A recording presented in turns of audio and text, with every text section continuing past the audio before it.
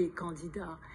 C'est-à-dire comment est-ce qu'on fait pour éviter tout retour vers le statu quo antérieur, puisqu'on a vu les dégâts d'une société qui n'était pas suffisamment réactive industriellement, on a vu les dégâts d'une société qui avait déshabillé les services publics, on voit les dégâts d'une société qui, à cause de la crise sanitaire, va laisser toute une génération de jeunes dans un état vraiment très triste, à la fois de décrochage, de troubles psychologiques, de doutes sur leur avenir, etc. Et je pense que ça, c'est vraiment le sujet central de l'avenir de notre pays. Et donc, la vraie question, les Français ne vont plus choisir, ils ne vont plus savoir droite-gauche. C'est plus le sujet, ça.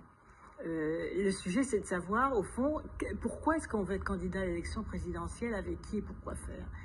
Un peu ce que je viens de dire. Donc, la question, c'est par rapport à deux candidats de droite, puisque maintenant, comme vous l'avez très justement dit, vous êtes un expert, Macron est un candidat de droite, Xavier Bertrand est un candidat de droite, donc il y a deux candidats de droite qui se disputent d'ailleurs les terres de l'extrême droite. Donc je préfère un Xavier Bertrand qui n'ira peut-être pas sur les terres de l'extrême droite, on va voir. On va voir parce que parfois il est assez ambigu, qu'une droite qui actuellement au pouvoir, comme le ministre de l'Intérieur, qui reproche à l'extrême droite de ne pas être d'être trop molle.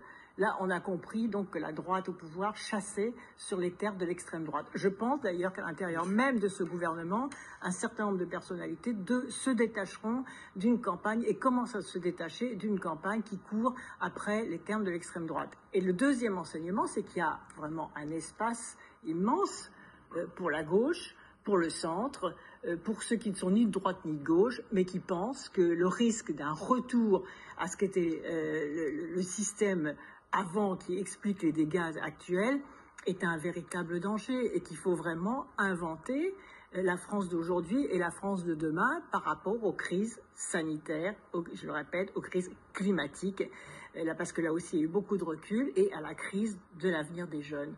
Mais moi je serais ravi qu'il y ait un très bon candidat social-démocrate. Moi, ça